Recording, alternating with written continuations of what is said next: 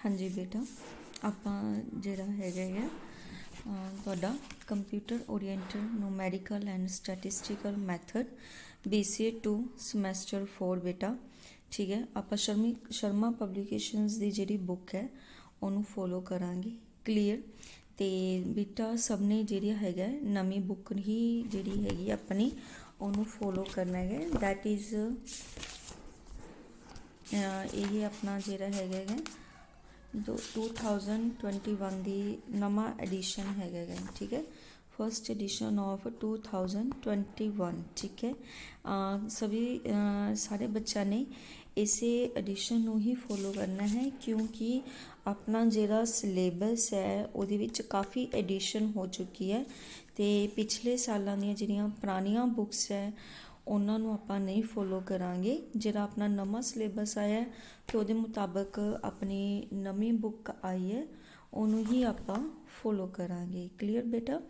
ਤਾਂ ਉਹਦੇ ਅਕੋਰਡਿੰਗ ਆਪਾਂ ਸਭ ਤੋਂ ਪਹਿਲਾਂ ਜਿਹੜਾ ਹੈਗਾ ਸਟੈਟਿਸਟਿਕਸ ਸੈਕਸ਼ਨ B ਜਿਹੜਾ ਹੈਗਾ ਇਹਨੂੰ ਸਟਾਰਟ ਕਰਦੇ ਹੈਗੇ। ਕਲੀਅਰ। ਜਿੰਨਾ ਚਿਰ ਤੁਹਾਡੇ ਆਨਲਾਈਨ ਕਲਾਸਿਸ ਚੱਲਦੀਆਂ ਤੁਹਾਨੂੰ ਇੱਕ ਵਾਰੀ ਸਟੈਟਿਸਟਿਕ ਇਹ ਆਪਣਾ ਚੈਪਟਰ ਨੰਬਰ 7 ਤੋਂ ਸਟਾਰਟ ਹੋ ਜਾਂਦਾ collection and presentation of data. Clear. 7th chapter ਆਪਾਂ ਸਟਾਰਟ ਕਰਦੇ ਹੈਗੇ। that is collection and presentation of data chapter number 7। clear। ਤਾਂ ਸਭ ਤੋਂ ਪਹਿਲਾਂ ਇੰਟਰੋਡਕਸ਼ਨ ਆ ਜਾਂਦੀ ਹੈ। ਇੰਟਰੋਡਕਸ਼ਨ ਦੇ ਵਿੱਚ ਆਪਣੇ ਕੋਲੇ ਆ ਜਾਂਦਾ ਹੈ ਕਿ ਵਾਟ ਇਜ਼ ਸਟੈਟਿਸਟਿਕ। ਠੀਕ ਹੈ, ਕਿ ਸਟੈਟਿਸਟਿਕ ਹੁੰਦਾ ਕੀ ਹੈ। ਸਟੈਟਿਸਟਿਕ ਜਿਹੜਾ ਹੈਗਾ ਆਪਣਾ ਵਰਡ ਬਣਿਆ ਹੈਗਾ ਸਟੈਟ ਤੋਂ।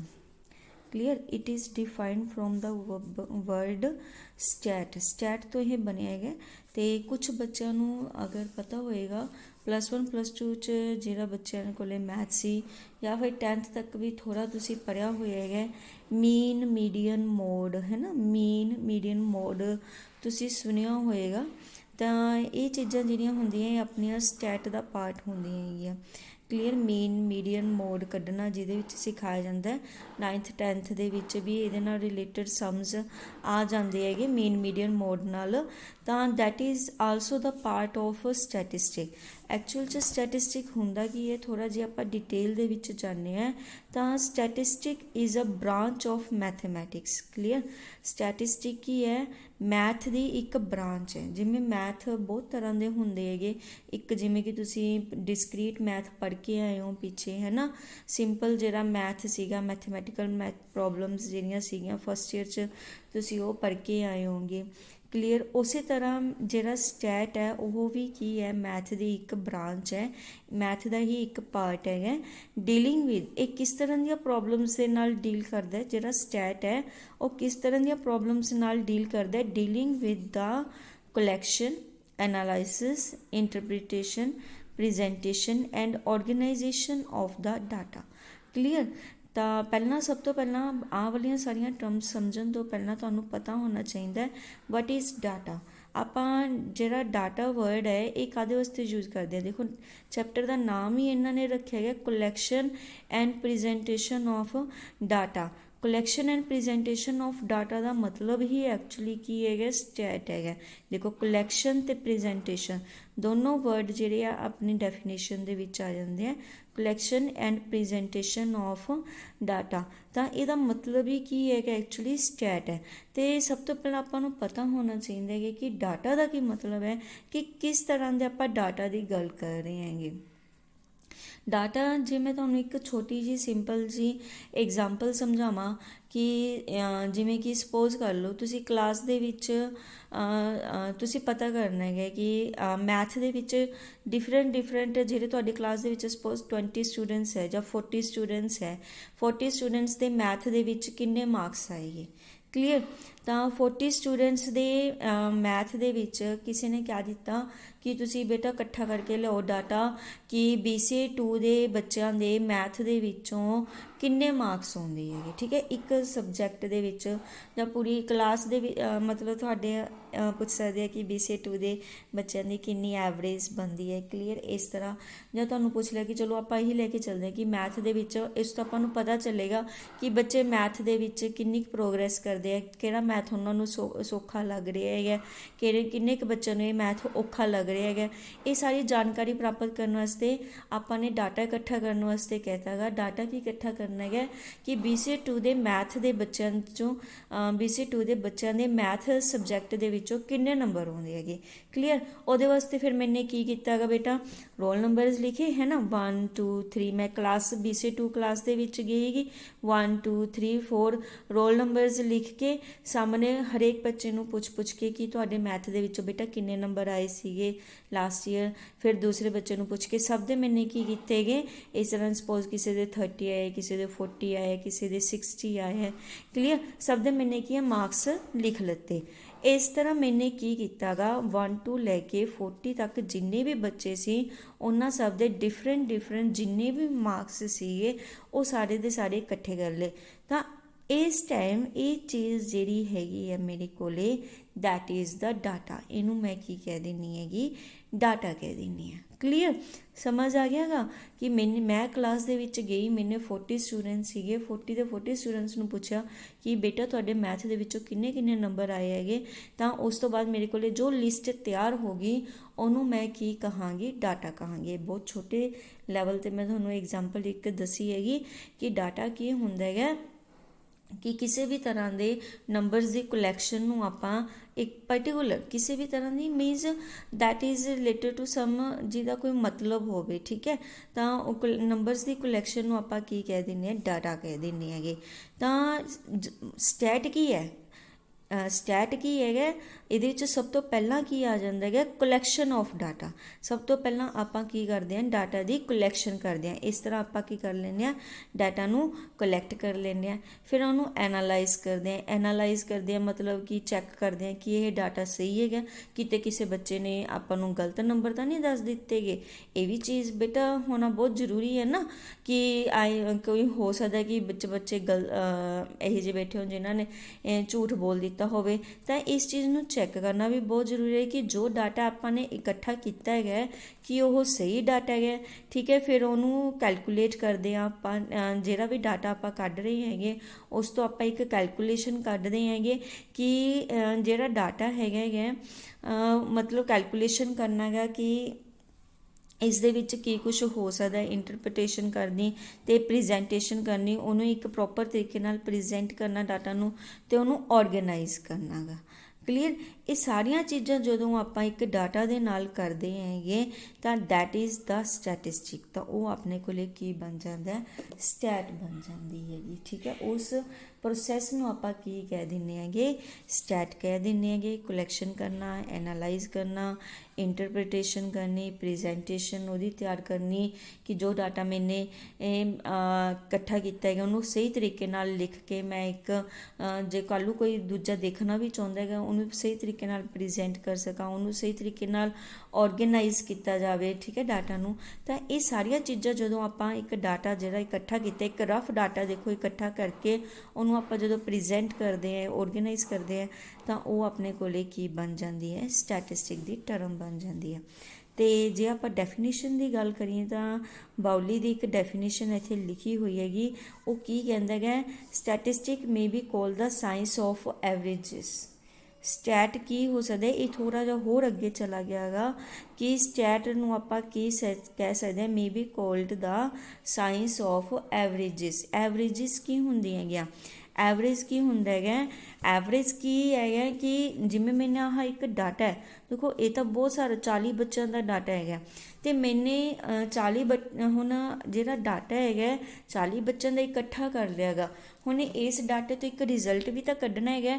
ਮੈਨੇ ਦੇਖੋ ਰਿਜ਼ਲਟ ਡਾਟਾ ਕਾਹਦੇ ਵਾਸਤੇ ਇਕੱਠਾ ਕੀਤਾ ਸੀਗਾ ਕਿ ਮੈਨੂੰ ਪਤਾ ਚੱਲ ਸਕੇ ਕਿ ਜਿਹੜਾ ਡਾਟਾ ਹੈਗਾ ਡਾਟੇ ਤੋਂ ਇਹ ਪਤਾ ਚੱਲ ਸਕੇ ਕਿ ਮੈਥ ਦੇ ਵਿੱਚ ਬੱਚਿਆਂ ਦੀ ਪ੍ਰੋਗਰੈਸ ਜਿਹੜੀ ਉਹ ਕਿਸ ਤਰ੍ਹਾਂ ਦੀ ਹੈ ਨਾ, ਕਿ ਬੱਚਿਆਂ ਨੂੰ ਸਮਝ ਆ ਰਿਹਾ ਮੈਥ ਜਾਂ ਨਹੀਂ ਸਮਝ ਆ ਰਿਹਾ ਹੈਗਾ। ਇਸ ਕਰਕੇ ਮੈਨੇ ਬੱਚਿਆਂ ਦਾ ਜਿਹੜਾ ਹੈਗਾ ਮਾਰਕਸ ਤੋਂ ਇਹ ਐਸਟੀਮੇਟ ਲਗਾਉਣ ਦੀ ਕੋਸ਼ਿਸ਼ ਕਰਨੀ ਹੈ। ਅਤੇ ਉਸ ਤੋਂ ਬਾਅਦ ਮੈਂ ਕੀ ਕਰਨਾ ਹੈ, ਇਸ ਹੁਣ 40 ਦੇ 40 ਬੱਚਿਆਂ ਦੀ ਰਿਪੋਰਟ ਤਾਂ ਜਿਹੜਾ ਹੈਗਾ ਉਹ ਨਹੀਂ ਨਾ ਲਿਖ ਸਕਦੀ ਹੈਗੀ। ਮੈਨੇ ਇੱਕ ਨੰਬਰ ਲਿਖਣਾ ਹੈਗਾ, ਇੱਕ ਅਜਿਹਾ ਨੰਬਰ ਲਿਖਣਾ ਹੈਗਾ ਜਿਹਨੂੰ ਕੀ ਕਹਿ ਦਿੰਦੇ ਹੈਗੇ, ਐਵਰੇਜ ਕਹਿ ਦਿੰਦੇ ਹੈਗੇ। ਅਜਿਹਾ ਨੰਬਰ ਜਿਹੜਾ ਕਿ 40 ਦੇ 40 ਬੱਚਿਆਂ ਨੂੰ ਰਿਪਰਜੈਂਟ ਕਰੇ, 40 ਦੇ 40 ਬੱਚਿਆਂ ਦੇ ਜਿਹੜੇ ਇਹ ਮਾਰਕਸ ਇਹਨੂੰ ਰਿਪਰੈਜ਼ੈਂਟ ਕਰੇ ਕਿ ਉੱਥੇ ਮੈਂ ਕੀ ਕਹਾਂ ਕਿ ਐਵਰੇਜ ਜਿਹੜਾ ਹੈਗਾ ਉਹ ਬੱਚਿਆਂ ਦੇ ਅਬਾਊਟ ਇੰਨੇ ਕੁ ਮਾਰਕਸ ਹੈ ਕਿ ਅਬਾਊਟ ਜਿਵੇਂ ਮੈਂ ਕਹਿ ਦੇਵਾਂ ਕਿ 40 ਮਾਰਕਸ ਜਿਹੜੇ ਹੈਗੇ ਨੋਰਮਲੀ ਸਾਰੇ ਬੱਚਿਆਂ ਦੇ ਕੁਛ ਦੇ 40 ਤੋਂ ਥੋੜ੍ਹੇ ਜਿਹੇ ਘੱਟ ਹੈ, ਕੁਛ ਦੇ 40 ਤੋਂ ਥੋੜ੍ਹੇ ਜਿਹੇ ਜ਼ਿਆਦਾ ਹੈਗੇ, ਤਾਂ ਐਵਰੇਜ ਜਿਹੜੀ ਹੈਗੀ ਹੈ ਬੱਚਿਆਂ ਦੀ ਨੀਅਰ ਅਬਾਊਟ ਉਹ ਕਿੰਨੀ ਹੈ ਕਿ 40 ਕੁ ਨੰਬਰ ਬੱਚਿਆਂ ਦੇ ਆ ਰਹੇ ਹੈਗੇ, 40 ਮਾਰਕਸ ਆ ਰਹੇ ਹੈ। ਕਲੀਅਰ? ਤਾਂ ਉਹਨੂੰ ਆਪਾਂ ਕੀ ਕਹਿ ਦਿੰਦੇ ਹਾਂ, ਸਾਇੰਸ ਆਫ ਐਵਰੇਜਸ ਕਹਿੰਦੇ ਹਾਂ। ਸਾਇੰਸ ਆਫ ਐਵਰੇਜਸ ਕਿਉਂ ਕਿਹਾ? ਕਿਉਂਕਿ ਇਹਦੇ ਵਿੱਚ ਦੇਖੋ ਬੇਟਾ ਮੈਂ ਤੁਹਾਨੂੰ ਦੱਸਿਆ ਸੀਗਾ ਮੀਨ, ਮੀਡੀਅਨ, ਮੋਡ, ਇਹ ਤਿੰਨੋਂ ਹੀ ਕੀ ਹੈ ਆਪਣੇ ਕੋਲੇ ਐਵਰੇਜ ਦੀਆਂ ਟਾਈਪਸ ਹੈਗੀ ਇੱਕ ਤਰ੍ਹਾਂ ਦੀਆਂ। ਮੀਨ, ਮੀਡੀਅਨ, ਮੋਡ, ਇਹ ਤਿੰਨੋਂ ਹੀ ਜਿਹੜੇ ਹੈਗੇ ਇਹ ਐਵਰੇਜ ਕੱਢਣ ਦੇ ਤਰੀਕੇ ਹੈਗੇ। ਤੁਹਾਨੂੰ ਮੀਨ, ਮੀਡੀਅਨ, ਮੋਡ ਛੋਟੀਆਂ ਕਲਾਸਾਂ 'ਚ ਵੀ ਕੱਢਣਾ ਸਿਖਾਇਆ ਗਿਆ ਸੀਗਾ। ਤਾਂ ਉਹੀ ਚੀਜ਼ ਇੱਥੇ ਹੈ ਕਿ ਮੀਨ, ਮੀਡੀਅਨ, ਮੋਡ ਜਦੋਂ ਕੱਢਣਾ ਸਿਖਾਇਆ ਜਾਂਦਾ ਹੈ ਤਾਂ that is the science of averages ਇਹ ਆਪਣੇ ਕੋਲੇ ਬਣ ਜਾਂਦੀ ਹੈ। ਜਾਂ ਫਿਰ ਇੱਕ ਡੈਫੀਨੇਸ਼ਨ ਹੈਗੀ ਹੈ ਬੋਡਿੰਗਟਨ ਦੀ ਡੈਫੀਨੇਸ਼ਨ ਹੈ ਕਿ statistic as a science of estimate and probabilities. ਜਿਹੜੀ ਸਟੈਟ ਹੈ ਉਹ ਕੀ ਹੈ, ਸਾਇੰਸ ਆਫ ਐਸਟੀਮੇਟ ਕਿ ਜੋ ਡਾਟਾ ਮੈਨੇ ਕੱਢਿਆ ਹੈ ਉਸ ਤੋਂ ਮੈਂ ਕੀ ਐਸਟੀਮੇਟ ਲਗਾ ਰਹੀ ਹਾਂ ਅਤੇ ਪ੍ਰੋਬੇਬਿਲਿਟੀਜ਼ 'ਤੇ ਕੀ ਹੋ ਸਕਦਾ ਹੈਗਾ। ਯਾਨੀ ਕਿ ਹੁਣ ਜਿਵੇਂ ਮੈਨੇ ਡਾਟਾ ਕੱਢਾ ਉਸ 'ਚੋਂ ਐਵਰੇਜ ਕਰ ਲਈ ਕਿ ਐਵਰੇਜ ਬੱਚੇ ਦੇ ਨੇ ਅਤੇ ਮੈਨੇ ਕੀ ਪ੍ਰੋਬੇਬਿਲਿਟੀ ਲਗਾਈ ਕਿ ਫਿਊਚਰ ਦੇ ਵਿੱਚ ਵੀ ਉਹ ਇੱਦਾਂ ਦੀ ਰਹਿਣਗੇ ਜਾਂ ਉਹ ਹੋਰ ਜ਼ਿਆਦਾ ਇੰਪਰੂਵ ਕਰ ਸਕਦੇ ਹੈਗੇ। Clear? It is a science of estimate ਅਤੇ ਮੈਨੇ ਇਸ ਤੋਂ ਕੀ ਰਿਜ਼ਲਟ ਕੱਢਿਆ, ਦੈਟ ਇਜ਼ ਐਸਟੀਮੇਟ ਅਤੇ ਪ੍ਰੋਬੇਬਿਲਿਟੀ ਫਿਊਚਰ ਦੇ ਵਿੱਚ ਉਹ ਬੱਚਿਆਂ ਲਈ ਕੀ ਸਕੋਪ ਹੈਗਾ, ਦੈਟ ਇਜ਼ ਇਟਸ ਮੀਨਿੰਗ। ਤਾਂ ਬੇਟਾ ਇੱਕ ਦੋ ਜਿਹੜੀਆਂ ਹੈਗੀਆਂ ਤੁਸੀਂ ਡੈਫੀਨੇਸ਼ਨ ਜ਼ਰੂਰ ਯਾਦ ਕਰਨੀਆਂ, ਇੰਟਰੋਡਕਸ਼ਨ ਤੁਸੀਂ ਜ਼ਰੂਰ ਇਹਦੀ ਲਰਨ ਕਰਨੀ ਹੈਗੀ। ਤਾਂ ਨੈਕਸਟ ਜਿਹੜੀ ਆਪਣੇ ਕੋਲੇ ਆ ਜਾਂਦੀ ਹੈ ਕਲੈਕਸ਼ਨ ਆਫ ਡਾਟਾ ਆ ਜਾਂਦੀ ਹੈ ਕਿ ਜਿਹੜਾ ਡਾਟਾ ਹੈਗਾ ਉਹ ਕਿਸ ਤਰ੍ਹਾਂ ਕਲੈਕਟ ਕੀਤਾ ਜਾਂਦਾ ਹੈਗਾ। ਜਿਵੇਂ ਕਿ ਆਹ ਡਾਟਾ ਮੈਨੇ ਦੱਸਿਆ ਸੀਗਾ ਕਿ ਮੈਨੇ ਬੱਚਿਆਂ ਤੋਂ ਡਾਟਾ ਇਕੱਠਾ ਕੀਤਾ ਗਾ। ਤਾਂ ਕਲੈਕਸ਼ਨ ਆਫ ਡਾਟਾ ਦੇ ਦੋ ਮੈਥਡਸ ਹੁੰਦੇ ਹੈਗੇ। Data collection is in fact fundamental of statistic. Data collection ਵੀ ਸਭ ਤੋਂ ਬੇਸਿਕ ਪੁਆਇੰਟ ਜਿਹੜਾ ਹੈਗਾ, ਸਭ ਤੋਂ ਸਟਾਰਟਿੰਗ ਜਿਹੜੀ ਹੈਗੀ ਉਹ ਆਪਣੀ ਡਾਟਾ ਕਲੈਕਸ਼ਨ ਦੇ ਉੱਤੇ ਕਰਦੀ ਹੈਗੀ ਕਿ ਆਪਾਂ ਡਾਟਾ ਜਿਹੜਾ ਉਹ ਕਿਸ ਤਰ੍ਹਾਂ ਕਲੈਕਟ ਕਰ ਰਹੇ ਹੈਗੇ। ਜੇ ਆਪਣਾ ਡਾਟਾ ਸਹੀ ਹੋਏਗਾ ਤਾਂ ਗਾਂ ਵਾਲਾ ਕੰਮ ਆਪਣਾ ਫੇਰ ਹੀ ਸਹੀ ਹੋਏਗਾ। ਜੇ ਡਾਟਾ ਸਹੀ ਹੋਏਗਾ, ਜੇ ਡਾਟਾ ਹੀ ਆਪਾਂ ਗਲਤ ਕਲੈਕਟ ਕਰ ਲਵਾਂਗੇ ਤਾਂ ਮੇ ਬੀ ਆਪਾਂ ਨੂੰ ਉਹਦੇ ਵਿੱਚ ਪ੍ਰੋਬਲਮ ਆ ਸਕਦੀ ਹੈਗੀ। ਤਾਂ ਡਾਟਾ ਕਲੈਕਸ਼ਨ ਦੇ ਆਪਣੇ ਕੋਲੇ ਦੋ ਟਾਈਪਸ ਹੁੰਦੀਆਂ ਹੈਗੀਆਂ, ਪ੍ਰਾਇਮਰੀ ਡਾਟਾ ਅਤੇ ਸੈਕੰਡਰੀ ਡਾਟਾ। ਕਲੀਅਰ ਬੇਟਾ? ਪ੍ਰਾਇਮਰੀ ਡਾਟਾ ਅਤੇ ਸੈਕੰਡਰੀ ਡਾਟਾ। ਤਾਂ ਫਸਟਲੀ ਪ੍ਰਾਇਮਰੀ ਡਾਟਾ ਕੀ ਹੁੰਦਾ ਹੈਗਾ, ਪ੍ਰਾਇਮਰੀ ਡਾਟਾ ਕਿਸ ਤਰ੍ਹਾਂ ਇਕੱਠਾ ਕੀਤਾ ਜਾਂਦਾ ਹੈਗਾ। Primary data are those which are collected for the first time by investigator himself. Clear? ਸਮਝ ਹੋਇਆ ਬੇਟਾ ਕਿ ਪ੍ਰਾਇਮਰੀ ਡਾਟਾ ਉਹ ਹੁੰਦਾ ਹੈਗਾ ਜਿਹੜਾ ਕਿ ਪਹਿਲੀ ਵਾਰੀ ਇਕੱਠਾ ਕੀਤਾ ਜਾਂਦਾ ਹੈ, ਇਨਵੈਸਟੀਗੇਟਰ ਦੇ ਖੁਦ ਦੁਆਰਾ ਹੀ ਇਕੱਠਾ ਕੀਤਾ ਜਾਂਦਾ ਹੈ and it is original in character. ਤਾਂ ਇਹਨੂੰ ਆਪਾਂ ਕੀ ਕਹਿ ਸਕਦੇ ਹਾਂ, ਇਹ ਓਰੀਜਨਲ ਹੈ।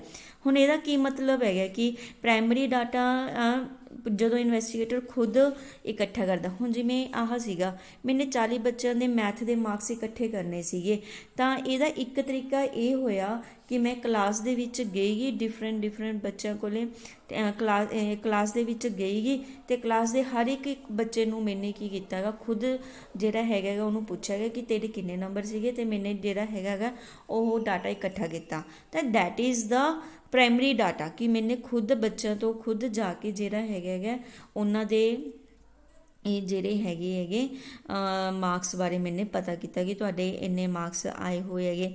That is the primary data.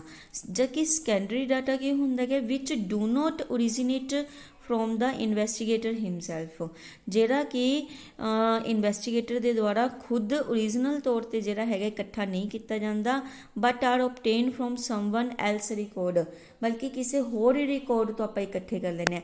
ਹੁਣ ਦੇਖੋ ਬੱਚਿਆਂ ਦੇ ਮਾਰਕਸ ਪਤਾ ਕਰਨ ਦਾ ਇੱਕ ਹੋਰ ਤਰੀਕਾ ਕੀ ਸੀਗਾ, ਮੈਂ ਆਫਿਸ ਦੇ ਵਿੱਚ ਜਾਂਦੀ ਗਈ, ਉੱਥੇ ਇੱਕ ਰਿਕਾਰਡ ਬਣਿਆ ਹੋਊਗਾ ਕਿ ਇਸ ਕਲਾਸ ਦੇ ਇਹਨਾਂ ਬੱਚਿਆਂ ਦੇ ਮੈਥ ਦੇ ਵਿੱਚੋਂ ਇੰਨੇ ਮਾਰਕਸ ਆਏ ਸੀਗੇ ਪਿਛਲੇ ਸਾਲ, ਅਤੇ ਮੈਂ ਉਸ ਦੇ ਵਿੱਚੋਂ ਕੀ ਹੈ ਉਹ ਡਾਟੇ ਦੇ ਵਿੱਚੋਂ ਮੈਨੇ ਕੀ ਕੀਤਾ ਹੈਗਾ ਕਾਪੀ ਕਰ ਲਿਆ। ਉਹ ਬੜਾ ਸੌਖਾ ਤਰੀਕਾ ਸੀਗਾ। ਜਿਹੜਾ ਸੈਕੰਡਰੀ ਡਾਟਾ ਹੁੰਦਾ ਨਾ ਇਹ ਥੋੜ੍ਹਾ ਸੌਖਾ ਹੁੰਦਾ ਹੈਗਾ ਕਿ ਉੱਥੇ ਆਪਾਂ ਨੂੰ ਇਕੱਠਾ ਹੀ ਸਾਰਾ ਹੈਗਾ ਮਟੀਰੀਅਲ ਮਿਲ ਗਿਆ ਅਤੇ ਮੈਨੂੰ ਫਟਾਫਟ ਉਹਦੇ ਵਿੱਚੋਂ ਕਾਪੀ ਕਰ ਲਿਆ ਜਾਂ ਫੋਟੋ ਸਟੇਟ ਕਢਾ ਲਈ ਗਈ, that is a secondary data. ਜਦ ਕਿ ਕਿੱਥੇ ਮੈਨੂੰ ਕਲਾਸ ਦੇ ਵਿੱਚ ਜਾਣਾ ਪੈਂਦਾ, ਇਕੱਲੇ ਬੱਚੇ ਨੂੰ ਪੁੱਛਣਾ ਪੈਂਦਾ, ਹੋ ਸਕਦਾ ਕੁਛ ਬੱਚੇ ਨਹੀਂ ਆਏ ਹੈਗੇ ਫਿਰ ਅਗਲੇ ਦਿਨ ਮੈਨੂੰ ਉਹਨਾਂ ਤੋਂ ਪੁੱਛਣਾ ਪੈਂਦਾ। ਤਾਂ ਪ੍ਰਾਇਮਰੀ ਡਾਟਾ ਜਿਹੜਾ ਇਕੱਠਾ ਕਰਨਾ ਥੋੜ੍ਹਾ ਡਿਫੀਕਲਟ ਹੁੰਦਾ ਹੁੰਦਾ ਹੈ ਜਦੋਂ ਆਪਾਂ ਖੁਦ ਉਸ ਦੇ ਉੱਤੇ ਵਰਕ ਕਰਦੇ ਆ।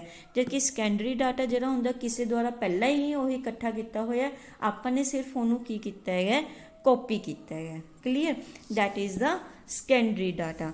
ਤਾਂ ਜਿਹੜਾ ਸੈਕੰਡਰੀ ਡਾਟਾ ਹੁੰਦਾ ਹੈਗਾ which are already collected by someone for some purpose, ਕਿਸੇ ਹੋਰ ਪਰਪਸ ਵਾਸਤੇ ਉਹਨਾਂ ਨੇ ਇਕੱਠਾ ਕੀਤਾ ਸੀ ਤੇ ਉਹ ਆਪਣੇ ਕੰਮ ਆ ਗਿਆ ਹੈਗਾ। Clear, that is the collection of data. Clear, ਉਸ ਤੋਂ ਬਾਅਦ ਬੇਟਾ ਜਿਹੜਾ ਹੈਗਾ ਨੈਕਸਟ ਆਪਾਂ ਕਰਾਂਗੇ ਦੈਟ ਇਜ਼ ਦਾ ਤੁਹਾਨੂੰ ਮੈਂ ਦੱਸਾਂਗੀ ਕਿ ਆਪਣੀਆਂ ਜਿਹੜੀਆਂ ਹੈਗੀਆਂ ਟਾਈਪਸ ਕਿਸ ਤਰ੍ਹਾਂ ਦੀਆਂ ਹੁੰਦੀਆਂ ਹੈਗੀਆਂ, ਜਿਹੜੀਆਂ ਹੈਗੀਆਂ types of statistical series. Statistical series ਜਿਹੜੀਆਂ ਹੁੰਦੀਆਂ ਹੈਗੀਆਂ ਆਪਣੇ ਕੋਲੇ ਡਾਟਾ ਕਲੈਕਸ਼ਨ ਦੇ ਵਿੱਚ ਆ ਜਾਂਦੀਆਂ ਹੈਗੀਆਂ, ਉਹ ਕਿਸ ਤਰ੍ਹਾਂ ਦੀਆਂ ਹੁੰਦੀਆਂ। ਤਾਂ ਇਹਦੇ ਵਿੱਚ ਮੈਂ ਤੁਹਾਨੂੰ ਆਹ ਉੱਪਰ ਵਾਲੀਆਂ ਸਾਰੀਆਂ ਨਹੀਂ ਕਰਵਾਉਣੀ, ਜਿਹੜੀਆਂ ਆਪਣੀਆਂ ਇੰਪੋਰਟੈਂਟ ਹੈ ਅਤੇ ਤੁਹਾਡੇ ਸਿਲੇਬਸ ਦੇ ਅਕੋਰਡਿੰਗ, ਕਿਉਂਕਿ ਸਿਲੇਬਸ ਕਾਫੀ ਵਾਸਟ ਕਰ ਦਿੱਤਾ ਗਿਆ, ਕਾਫੀ ਇਹਨੂੰ ਇਨਕਰੀਜ਼ ਕਰ ਦਿੱਤਾ ਗਿਆ ਹੈਗਾ ਅਤੇ ਬੁੱਕ ਦੇ ਵਿੱਚ ਕਾਫੀ ਡਿਟੇਲ ਦੇ ਵਿੱਚ ਲਿਖਿਆ ਹੋਇਆ ਹੈਗਾ। ਤਾਂ ਮੈਂ ਸਾਰਾ ਕੁਝ ਤੁਹਾਨੂੰ ਨਹੀਂ ਕਰਵਾਵਾਂਗੀ ਅਤੇ ਉਹਦੇ ਵਿੱਚ ਜੋ ਤੁਹਾਡੇ ਸਿਲੇਬਸ ਦੇ ਅਕੋਰਡਿੰਗ ਤੁਹਾਨੂੰ ਜ਼ਰੂਰਤ ਹੈ ਉਹ ਚੀਜ਼ਾਂ ਮੈਂ ਤੁਹਾਨੂੰ ਜ਼ਰੂਰ ਨਾਲ ਦੀ ਨਾਲ ਦੱਸੀ ਜਾਵਾਂਗੀ ਅਤੇ ਉਹੀ ਆਪਾਂ ਫੋਲੋ ਕਰਾਂਗੇ ਬੁੱਕ ਦੇ ਵਿੱਚੋਂ, ਕਿਉਂਕਿ ਬੁੱਕ ਦੇ ਵਿੱਚ ਕਾਫੀ ਵਾਸਟ ਸਿਲੇਬਸ ਕਰ ਦਿੱਤਾ ਗਿਆ ਹੈਗਾ।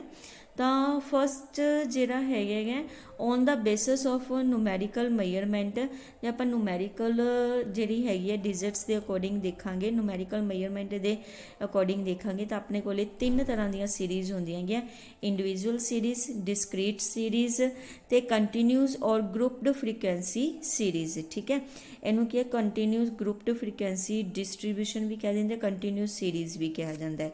ਤਾਂ ਸਭ ਤੋਂ ਪਹਿਲਾਂ ਤੁਹਾਨੂੰ ਪਤਾ ਹੋਣਾ ਚਾਹੀਦਾ ਹੈ ਇੰਡੀਵਿਜੂਅਲ ਸੀਰੀਜ਼। ਇੰਡੀਵਿਜੂਅਲ ਸੀਰੀਜ਼ ਕਿਹੜੀ ਟਾਈਪ ਹੈਗੀ, an individual series is a series where items are listed singly after collection of data. ਠੀਕ ਹੈ, ਜਿੱਥੇ ਕੀ ਹੈ ਆਈਟਮਸ ਨੂੰ ਕੀ ਹੈ ਇੱਕ ਸਿੰਗਲ ਡਿਜਿਟ ਦੇ ਵਿੱਚ ਲਿਖ ਦਿੱਤਾ ਜਾਂਦਾ ਹੈਗਾ ਡਾਟਾ ਕਲੈਕਸ਼ਨ ਕਰਨ ਤੋਂ ਬਾਅਦ। ਜਿਵੇਂ ਕਿ marks of 10 students in an examination are given below. Simple ਤੁਹਾਨੂੰ ਕੀ ਦੇ ਦਿੱਤਾ ਗਾ ਕਿ 10 ਬੱਚਿਆਂ ਦੇ ਐਗਜ਼ਾਮੀਨੇਸ਼ਨ ਦੇ ਵਿੱਚੋਂ ਇੰਨੇ ਮਾਰਕਸ ਆਏ ਹੈਗੇ, ਕੁਛ ਨਹੀਂ ਹੋਰ ਦਿੱਤਾ ਹੋਇਆ ਹੈਗਾ, ਸਿਰਫ ਤੁਹਾਨੂੰ ਉੱਪਰ ਇੱਕ ਸਟੇਟਮੈਂਟ ਦੇ ਦਿੱਤੀ ਕਿ 10 ਬੱਚਿਆਂ ਦੇ ਇਹ ਮਾਰਕਸ ਹੈਗੇ ਐਗਜ਼ਾਮੀਨੇਸ਼ਨ 'ਚੋਂ, ਆਹ ਦੇਖ ਲਓ ਆਹ ਨੰਬਰ ਆਏ ਹੋਏ ਹੈ। ਦੈਟ ਇਜ਼ ਕੋਲ ਦਾ ਇੰਡੀਵਿਜੂਅਲ ਸੀਰੀਜ਼। ਇਹਨੂੰ ਆਪਾਂ ਕੀ ਕਹਿ ਦਿੰਦੇ ਹੈਗੇ, ਇੰਡੀਵਿਜੂਅਲ ਸੀਰੀਜ਼ ਕਿਹਾ ਜਾਂਦਾ ਹੈ। ਕਲੀਅਰ, ਇਸ ਤਰ੍ਹਾਂ ਦੀ ਸੀਰੀਜ਼ ਨੂੰ ਇੰਟਰਪ੍ਰੇਟ ਕਰਨਾ ਥੋੜ੍ਹਾ ਡਿਫੀਕਲਟ ਹੁੰਦਾ ਕਿਉਂਕਿ ਆਪਾਂ ਨੂੰ ਜ਼ਿਆਦਾ ਕਲੈਰਿਟੀ ਨਹੀਂ ਹੁੰਦੀ ਹੈਗੀ ਇਹਦੇ ਵਿੱਚ। ਕਲੀਅਰ, ਤਾਂ ਬਟ ਇਹ ਤੁਹਾਨੂੰ ਪਤਾ ਹੋਣਾ ਚਾਹੀਦਾ ਇਹ ਇਸ ਤਰ੍ਹਾਂ ਦੀ ਟਾਈਪ ਹੁੰਦੀ ਇੰਡੀਵਿਜੂਅਲ ਸੀਰੀਜ਼, ਜਿਸ 'ਚ ਕਿ ਸਿੰਪਲੀ ਤੁਹਾਨੂੰ ਕਹਿ ਦਿੱਤਾ ਗਿਆ ਕਿ ਆਹ 10 ਬੱਚਿਆਂ ਦੇ ਨੰਬਰ ਪਏ ਹੈਗੇ। ਜਦ ਕਿ ਡਿਸਕ੍ਰੀਟ ਸੀਰੀਜ਼ ਦੇ ਵਿੱਚ ਕੀ ਹੁੰਦਾ ਹੈ, in discrete series the data presented in a way that exact measurement of units are clearly indicated. ਇਹਦੇ ਵਿੱਚ ਜਿਹੜੀਆਂ ਹੈਗੀਆਂ ਐਗਜ਼ੈਕਟਲੀ ਆਪਾਂ ਨੂੰ ਪਤਾ ਚੱਲ ਜਾਂਦਾ ਹੈ ਕਿ units exactly measurement of units ਜਿਹੜੀਆਂ ਹੈਗੀਆਂ ਉਹ ਆਪਾਂ ਨੂੰ ਪਤਾ ਚੱਲ ਜਾਂਦੀਆਂ ਹੈਗੀ। There are definite difference between the variables of different groups of item. ਮਤਲਬ ਕੀ ਹੈਗੇ discrete variable in one where the varies different from. ਇਸ ਤਰ੍ਹਾਂ ਦੀ ਸੀਰੀਜ਼ ਦੇਖੋ, ਹੁਣ ਉੱਪਰ ਤਾਂ ਆਪਾਂ ਨੂੰ ਸਿੰਪਲ ਦਿੱਤਾ ਗਿਆ ਕਿ 10 ਬੱਚਿਆਂ ਦੇ ਮਾਰਕਸ ਆ ਰਹੇ ਜੀ, ਬਾਕੀ ਡਿਸਕ੍ਰੀਟ ਸੀਰੀਜ਼ ਦੇ ਵਿੱਚ ਕੀ ਹੁੰਦਾ ਆਪਾਂ ਨੂੰ ਇਸ ਤਰ੍ਹਾਂ ਦਾ ਟੇਬਲ ਗਿਵਨ ਹੋਏਗਾ ਜਿਸ ਦੇ ਵਿੱਚ ਆਪਾਂ ਨੂੰ ਕਿਹਾ ਗਿਆ ਹੈ ਕਿ ਜਿਵੇਂ ਕਿ we have the marks obtained by 40 students. ਆਪਾਂ ਨੇ 40 ਸਟੂਡੈਂਟਸ ਹੁਣ ਜਿਵੇਂ ਹੈਗੇ ਆ 40 ਸਟੂਡੈਂਟਸ ਦੇ ਜੇ ਆਪਾਂ ਇੱਦਾਂ ਹੀ ਲਿਖ ਦੇਗੇ ਤਾਂ ਆਪਾਂ ਕਨਫਿਊਜ਼ ਹੀ ਹੋ ਜਾਂਦੇ ਕਿ ਇੰਨੇ ਸਾਰੇ ਬੱਚਿਆਂ ਦੇ ਨੰਬਰ ਲਿਖਤੇ ਐਂ ਤਾਂ ਪਤਾ ਹੀ ਨਹੀਂ ਲੱਗਦਾ ਪਿਆ ਕਿਹਦੇ ਕਿੰਨੇ ਨੰਬਰ ਹੈ ਕਿਸ ਤਰ੍ਹਾਂ। ਠੀਕ ਹੈ, ਹੁਣ ਜੇ ਮੈਂ 40 ਸਟੂਡੈਂਟਸ ਦੇ ਨੰਬਰਸ ਮੈਨੇ ਇੱਥੇ ਲਿਖ ਲਏ ਤਾਂ ਉਹਨੂੰ ਮੈਨੇ ਕਿਸ ਤਰ੍ਹਾਂ ਕੀਤਾ ਗਾ ਕਿ ਮੈਨੇ ਜਿਵੇਂ ਕਿ ਹੁਣ ਇਹਦੇ ਵਿੱਚ ਕੀ ਹੈਗਾ ਕੋਈ ਟੈਸਟ ਹੈ, ਸਪੋਜ਼ ਟੈਸਟ ਦੇ ਵਿੱਚ ਬੱਚਿਆਂ ਦੇ 5 ਨੰਬਰ ਵੀ ਆਏ, 10 ਵੀ ਆਏ, 15 ਵੀ ਆਏ, 20 ਵੀ ਆਏ, 25 ਵੀ ਆਏ ਅਤੇ 30 ਵੀ ਆਏ। ਠੀਕ ਹੈ, ਤਾਂ ਹੁਣ ਇਹ ਕਿਵੇਂ ਪਤਾ ਚੱਲਿਆ ਆਪਾਂ ਨੂੰ ਕਿ 3 ਬੱਚਿਆਂ ਦੇ 5 ਮਾਰਕਸ ਆਏ, 16 ਸਟੂਡੈਂਟਸ ਦੇ 10 ਮਾਰਕਸ ਆਏ, 2 ਸਟੂਡੈਂਟਸ ਦੇ 15 ਆਇਆ, 8 ਸਟੂਡੈਂਟਸ ਦੇ 20 ਆਇਆ, 1 ਸਟੂਡੈਂਟ ਹੈ ਜਿਹਦੇ 25 ਆਇਆ ਅਤੇ 10 ਸਟੂਡੈਂਟਸ ਦੇ ਆਪਣੇ ਕੋਲ ਲਿਖੇ 30 ਮਾਰਕਸ। ਦੇਖੋ ਨੀਚੇ ਕਿ ਨੰਬਰ ਆਫ ਸਟੂਡੈਂਟਸ ਲਿਖੇ ਹੋਏ ਆ ਤਾਂ 40 ਬੱਚੇ ਆਪਾਂ ਨੂੰ ਤੁਸੀਂ ਪਲੱਸ ਕਰਕੇ ਦੇਖੋਗੇ ਨਾ ਤਾਂ ਇਹ 40 ਬੱਚਿਆਂ ਦੀ ਜਿਹੜੀ ਹੈਗੀ ਹੈ ਨੀਚੇ ਵਾਲੇ ਜਿਹੜੇ ਨੰਬਰ ਆਫ ਸਟੂਡੈਂਟਸ ਹੈ ਇਹ ਇਕੁਅਲ ਟੂ 40 ਆ ਜਾਏਗਾ। ਉੱਪਰ ਆਪਾਂ ਨੂੰ ਮਾਰਕਸ ਦਿੱਤੇ ਹੋਏ ਹੈ ਕਿ 5 ਸਟੂਡੈਂਟਸ ਦੇ 3 ਹੈ 3 ਸਟੂਡੈਂਟਸ ਦੇ 5 ਮਾਰਕਸ ਹੈ, 16 ਸਟੂਡੈਂਟਸ ਦੇ 10 ਮਾਰਕਸ ਹੈ। ਇਸ ਤਰ੍ਹਾਂ ਜਿਹੜੀ ਸੀਰੀਜ਼ ਹੁੰਦੀ ਉਹਨੂੰ ਆਪਾਂ ਕੀ ਕਹਿ ਦਿੰਦੇ ਹੈਗੇ, ਡਿਸਕ੍ਰੀਟ ਸੀਰੀਜ਼ ਕਹਿ ਦਿੰਦੇ ਹਾਂ। ਨੈਕਸਟ ਕੰਟੀਨਿਊ ਸੀਰੀਜ਼ ਹੈ ਬੇਟੇ, ਆਪਾਂ ਅਗਲੇ ਲੈਕਚਰ 'ਚ ਕਰਦੇ ਹਾਂ। Thank you.